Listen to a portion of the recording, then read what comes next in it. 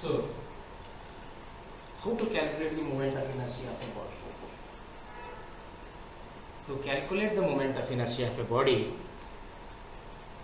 here two important theorems are there. By using those two important theorems, we can calculate the moment of inertia of a body. What are the theorems? One is perpendicular axis theorem.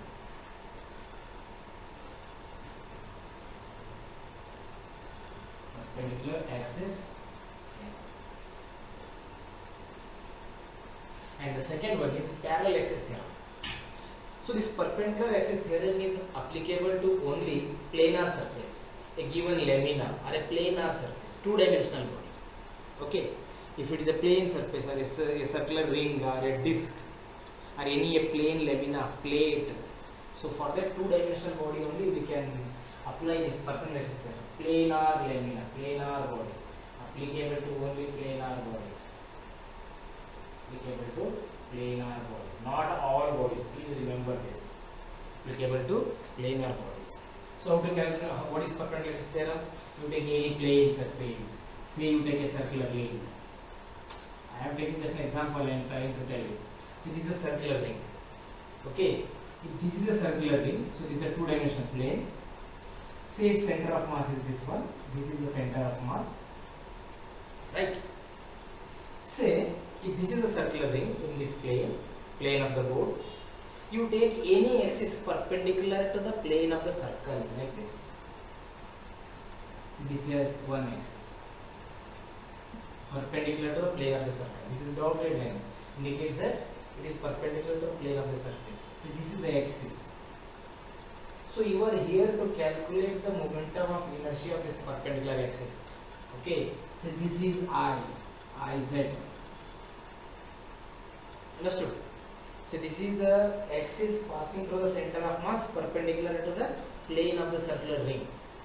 If you know this Iz, assume that Iz is known, then according to perpendicular axis theorem, this Iz is equal to, means the moment of inertia about an axis passing through the center of mass perpendicular to the plane of the body is equal to the moment of inertia about two mutually perpendicular axes lying in the same plane, coinciding at the same point to the perpendicular axis. Like this. If I take this as one axis as x-axis, and if I take this as y-axis, these two are mutually perpendicular axes. These two are perpendicular to each other. These two are perpendicular to each other, as well as these are perpendicular to this z-axis. So if I know the moment of inertia Ix, if I know this moment of inertia as Iy, then this Iz, according to perpendicular theorem, Iz is equal to Ix plus Iy. Ix plus Iy. So where does it help? If you know this value, say assume that where does it help, that I will tell you. If there is in the next case, right? After parallel theorem we will discuss about it. So this is very simple. In a given plane, if you know the moment of inertia about the any two axes which are perpendicular to each other, then their sum is equal to the moment of inertia about an axis passing to the same point perpendicular to the plane. So this is the perpendicular axis theorem. Okay, if you know the moment of inertia about the diameter of the circular rings, two diameters of the circular ring, this one and this one, say x dash and y dash, then their sum is equal to the perpendicular axis. So this is the perpendicular axis theorem. It is applicable to only planar bodies or a laminal surface. Planar bodies it is applicable, not for three-dimensional. If you go for sphere, then you cannot apply this theorem. Understood? So this is the perpendicular axis theorem. Next, parallel axis theorem.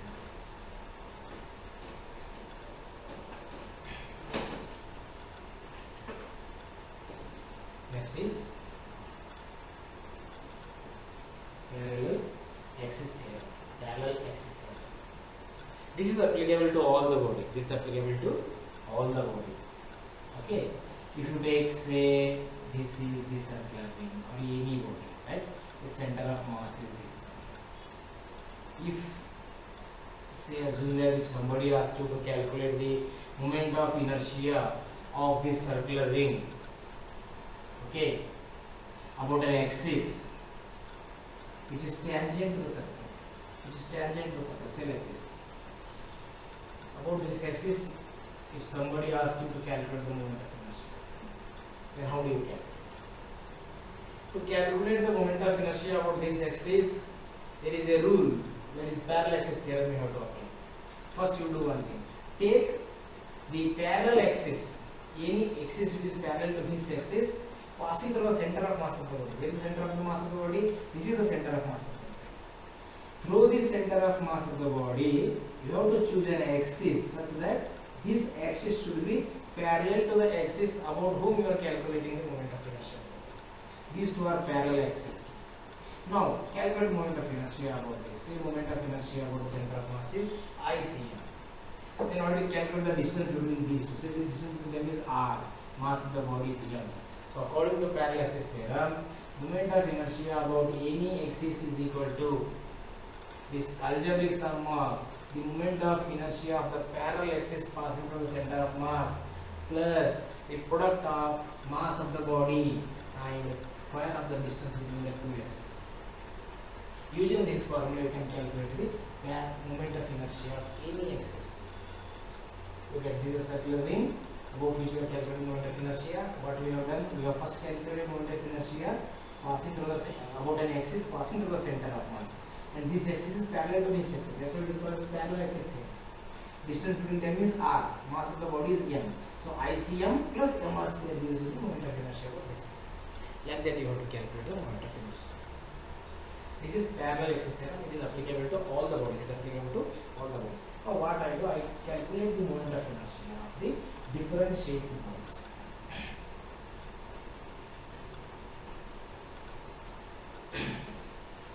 First we calculate the moment of inertia of a ring, circular ring. Moment of inertia of a circular ring. Let us consider a circular ring like this. Okay, its center of mass is this. First you calculate the moment of inertia of a circular ring about an axis passing through the center of mass, perpendicular to the plane. So you calculate moment of inertia. It is perpendicular to the plane, right here. Moment of inertia of ring about an axis, passing through center of mass and perpendicular to plane, perpendicular to circular plane. How do you calculate? You say this is a circular ring, right? You take a small portion of the circular ring. Say this mass is dm. There is a continuous distribution of mass. Say its distance. Say radius of the circle is r. Then moment of inertia I is equal to integration of dm into r square. R square is constant. Take it outside. Integration of dm over 0 to complete circle. Complete circular mass you take it as m into r square. So this I center of mass is m r square. If anybody asks you to calculate the moment of inertia about the circular ring of a circular ring about an axis perpendicular to the surface and passing the center of mass, you have to write m r square. Now I go for other calculations. What are the other calculations? What is the moment of inertia of a circular ring about an axis passing through the diameter of the circular ring? Say I take here. See, this is circular. This is the center of mass, right? So we'll take care of the center. This is its one diameter. So it is x. I take one more diameter as say y. This is also its diameter. Okay, and its perpendicular axis is this. I know its moment of inertia about the center of mass is about perpendicular axis is m r square. I choose these diameter moment of inertia as id and id. Now look here. This is where you can apply the perpendicular axis theorem.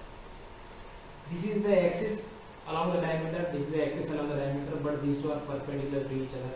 So I write id plus id is equal to, these two is equal to this one, that is m r square, according to perpendicular axis theorem. According to perpendicular axis theorem, these two axes are perpendicular to each other as well as perpendicular to the axis passing through the center of mass.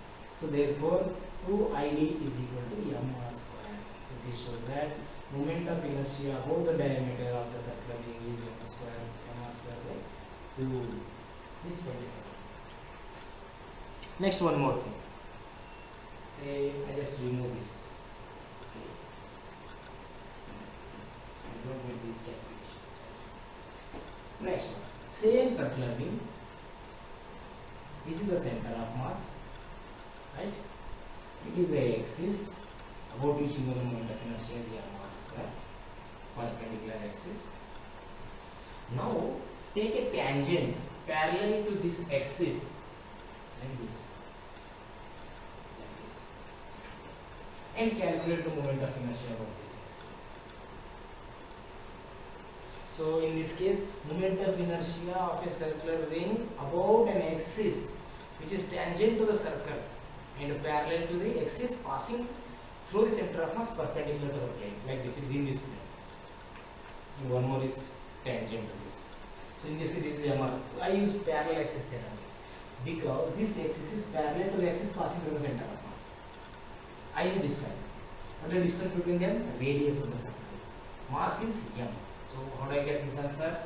This is m r square plus this moment of inertia plus m into r square. M into r square. So my answer is 2m r square. 2m r square.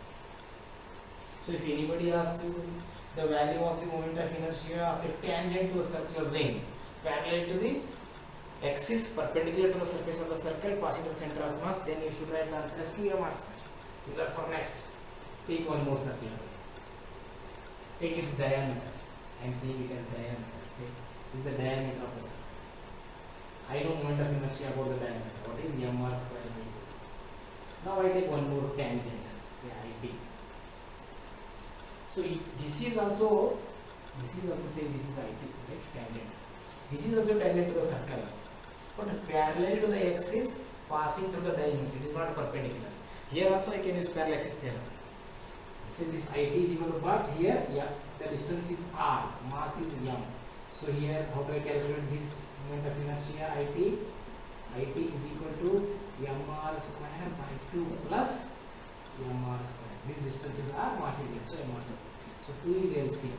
2 mr square plus m square. 3 mr square. These are the three cases for circular ring. We have to remember. Understood?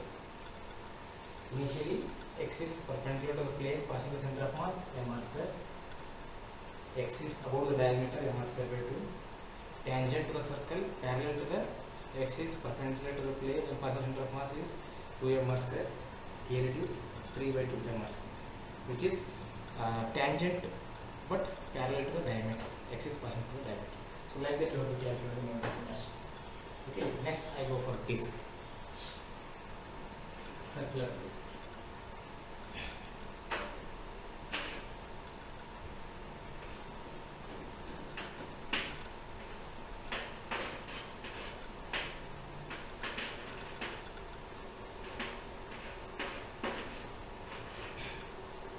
Now you just take a circular disk. Ring means circular ring means it is just the inside space is 0, like you wear ring now. So like that it was ring. But disk it is plane surface but having a continuous distribution of mass over the surface like this. Moment of inertia of circular disk. I go a very short way. I don't want to waste time here. So this is circular disk like this. Complete distribution of mass is there. Understood? So this is the center of mass. If you take any axis, so its moment of inertia perpendicular to the circular disk, then its answer is mr square by 2. Directly remember. I write everything in this circle only. I don't want to try many diagrams. So if you take the diameter, see like this. This is the diameter, right? So about this diameter I write mr square by 4 calculate as told earlier. Parallel to the this one tangent IT, which is parallel to the axis passing through the perpendicular surface, mr square by 2 plus mr square. How much it happens? 3 by 2 mr square. 3 by 2 mr square. Parallel to the this one diameter, mr square by 4 plus mr square. 4 LCM. Mr square plus 4 mr square. So 5 by 4 mr square. So like that you have the moment of inertia. The disk. Now moment of inertia of annular disk. Moment of inertia of annular disk. Annular disk means it has a cavity inside like this. Two concentric circles. So this is a disk. Center. Inside circle has a radius of say r1, outside has a radius of r2. Inside has a radius of r1 and outside has a radius of r2. Same, similar to this, you have to write the answers. Moment of inertia passing to the center of mass. You have to take this moment of inertia I as I is equal to, because that m by 2. Instead of r square, you have to write r1 square plus r2 square, because two concentric circles are there passing through the center of mass. Both the radius you have to take. It means you are adding the terms. First, you are calculating moment of inertia into this, then you do this. You are just adding them. This you have to do. Understood? I think this is this one. About the diameter, m by 4. Rest you calculate like that. If ask you to calculate about the diameter, say like this. Then you just take m by 4. r1 square plus, like that you have to calculate moment of inertia. Understood? Similarly, next you just calculate moment of inertia for other bodies.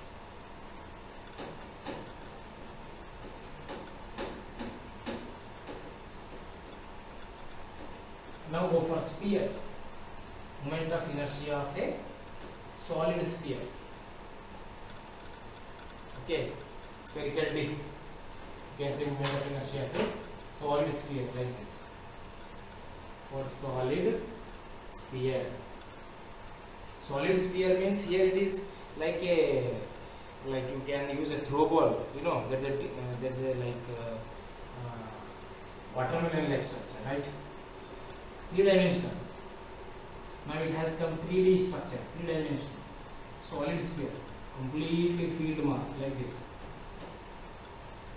Here you get moment of inertia about diameter only, because any line drawn forms a diameter. Say its center of mass is this. Here you cannot get the moment of inertia perpendicular to the plane, because it is a 3-dimensional one. Any line drawn forms a diameter. So that's why moment of inertia about the diameter is given by 2 by 5 mr square. Yes, 2 by 5 mr square.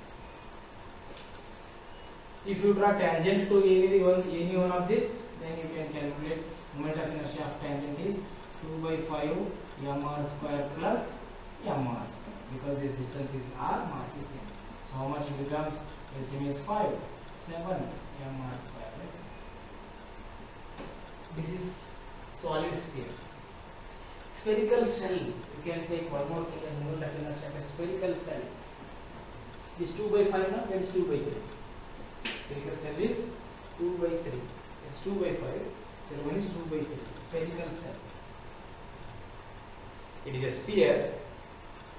Understood? Spherical cell. Moment of inertia of a spherical cell. I don't want to draw the diagram.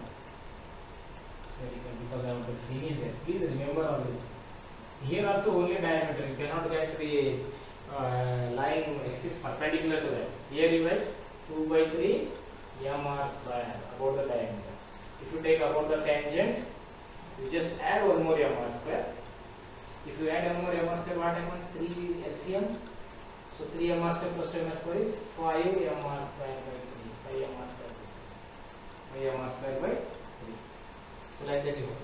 Hollow sphere. Next one is moment of inertia of hollow sphere.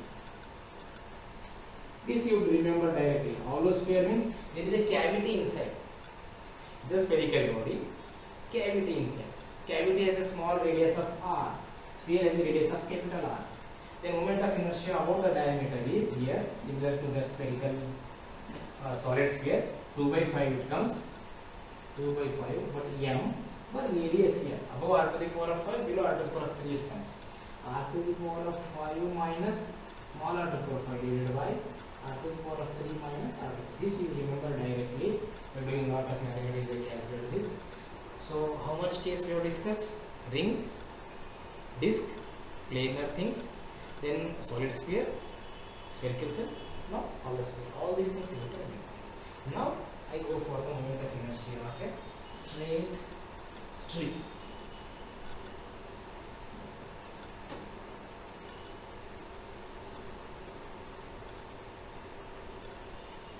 See this one. Say there is a strip. So this has a length of L. It's center of, because it is a uniform distribution of mass. Here is the uniform distribution of mass. So in this case, what happens? The uniform distribution of mass. Thin rod it is called as thin rod. Moment of inertia to thin rod. Say center of mass is here. So first case, moment of inertia of this thin rod about an axis passing through the center of mass perpendicular to the length. Directly remember, I is equal to m, length is L square by 12. By applying integration method, we calculate this, but here not necessary, ml square by 12. If you know this, if there is another axis which is touching one end of the thin rod, and what about the moment of inertia about this? Use parallel axis theorem. These two are parallel axis. This axis passing to the center of mass. Then about any axis which is parallel to the axis passing to the center of mass, moment of inertia is given by this one, the center of mass, plus distance between them is, say this length is L by 2, say L by 2 square, because mass is M. So what is this? I is equal to ml square by 12 plus ml square by 4. So how much LCM? 4 3 is 12. See, 12 is the LCM. Understood? So this is ml square plus this is 3 ml square. So how much it becomes?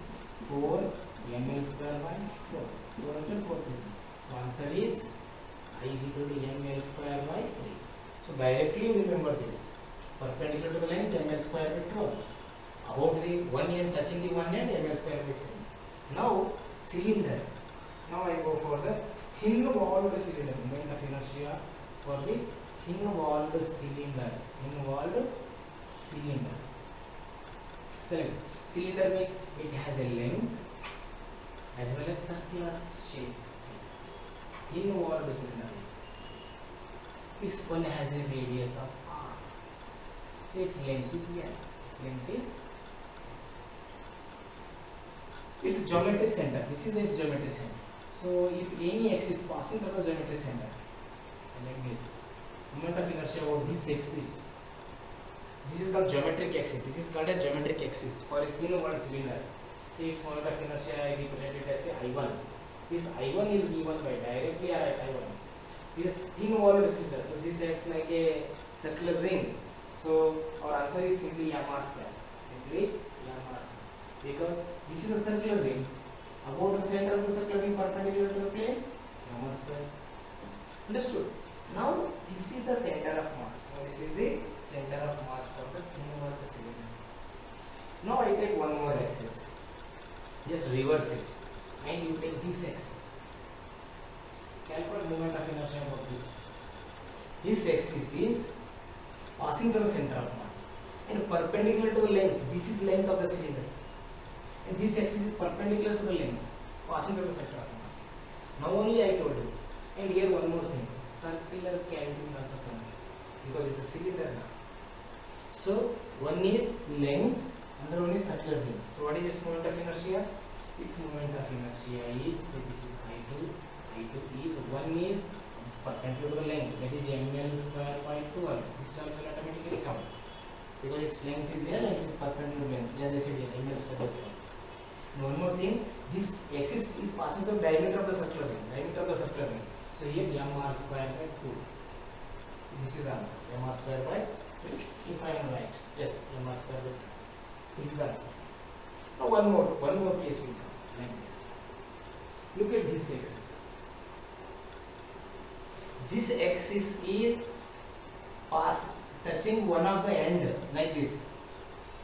Thin rod, one of the end, and passing through diameter. So here the moment of inertia is here ml square by 3. ml square by 3 plus similarly mr square by 2. So here go to the geometric center mr square perpendicular to the length ml square by 12 plus mr square by 2.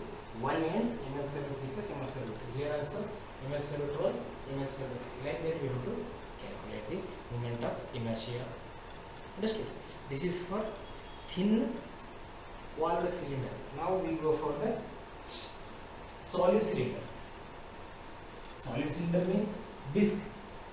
We get the formula for disc. Okay, circular disc like that. Solid cylinder. Moment of inertia for solid cylinder. Solid cylinder means here there is no space in between. Like that, it is completely filled one. If I take a solid cylinder, on board I can write the same thing. The complete mass is the solid cylinder. So about geometric axis, this moment of inertia I1, I write directly mr square by 2. Remember moment of inertia about the disc. It is a circular ring. About the length, perpendicular to the length, I write here as ml square by 12 plus mr square by, about the diameter, right? 4, mr square by 4. About the tangent, I write ml square by 12 plus mr square, ml square by 3 because it is at one end, mr square. Like that we have to write it. This length is L. So for solid cylinder, we have to use this as a disc. Here perpendicular to the plane. This is for geometric axis. It is about the diameter. In this axis it is. So hollow cylinder. The last is moment of inertia for hollow cylinder. Hollow cylinder means there is a cavity inside, but two circular rings like this.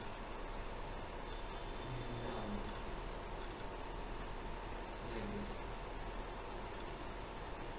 Here two radius will come. Say R1, R2. Same. Other things are same. So our formula for moment of inertia passing through the center of mass is, you write, say about the geometric axis, m is a hollow cylinder. So we write here m by 2 r1 square plus r2 square. Okay. So for other length and all these things, you just add to this ml square by 12. You will get that answer. Okay. About this perpendicular axis, similar to that. You have to remember these things. Okay. This is about the hollow cylinder, solid cylinder, and other things. Now we go for the last bit.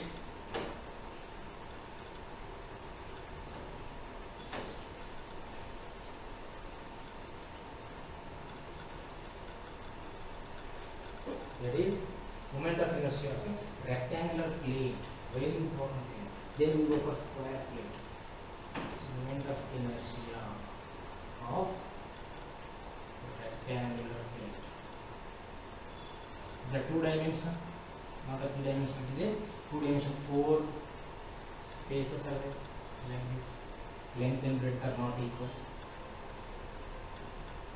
Like this.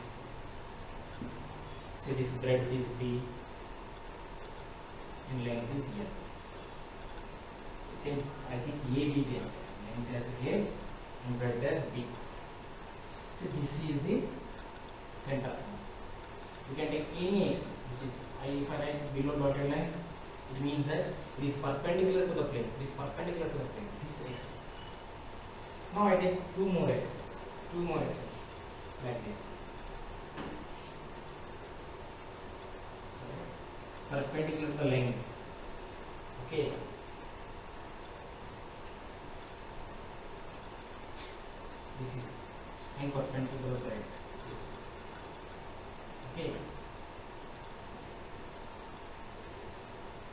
take this as say AB, take this as CD. This axis. So two cases will come.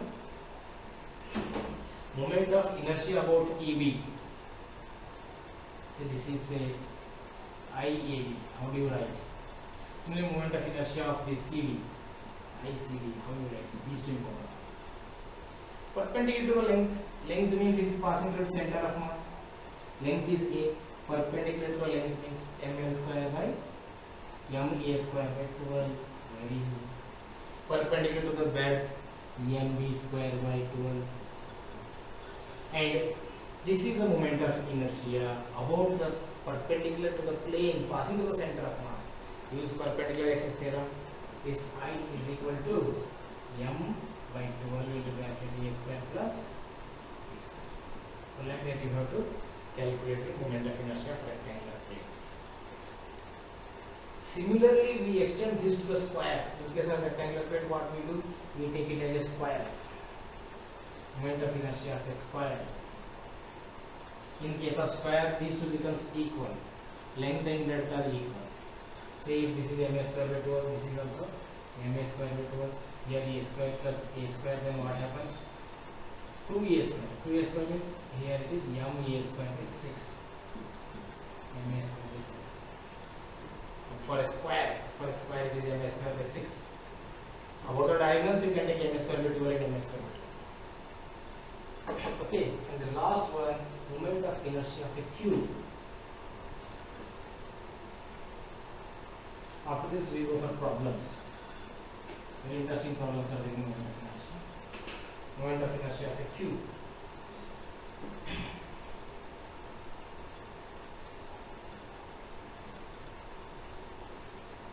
Cube means 3 dimension.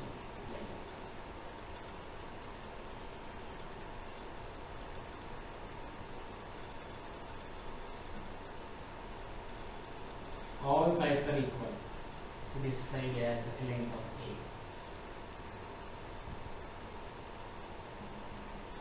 So about this axis, what is the moment of inertia? On the cube, front face perpendicular to the face. Perpendicular to the face. Okay, what is the moment of inertia? Look at the square plate. You have calculated ma square by 6. That same answer will come here. Ma square by 6 is the moment of inertia passing through the center of mass perpendicular to any face. Ma square by 6. Say this is I. Here one more thing. Moment of inertia about a cube, about an axis which is touching any one of the corner. Say this is the corner. About this axis, what is the moment of inertia? That we can use parallel axis theorem. Parallel axis theorem means what we have to do? We have to calculate this distance. Distance between these two axes. Because we know mass as m, mass of the cube as m. This distance we have to calculate. And how to calculate this distance? Look here. One face has side A, another face has side A. And what is the value of diagonal? Diagonal is square root of a square plus a square. That is square root of 2 a square. Understood? Square root of 2 a square. So here this length is half of that. Here to here square root of 2 a square, but this is half of that. It means square root of 2 divided by 2 a. A by root 2. It means it is a by root 2. So what is the formula? I2. Moment of inertia about an axis which is touching any one of the corner is equal to I1 plus m into a by root 2 whole square. So that is m a square by 6 plus m a square divided by square root of 2. Taking LCM as 6, ma square 2 3 is 6, so 4 ma square by 6, 2 2 is 2 3 is. So that is I2 is equal to how much? 2 ma square by 3. 2 ma square by 3. Then we have to write the moment of inertia. So I stop it here, and in the next video I will solve problems.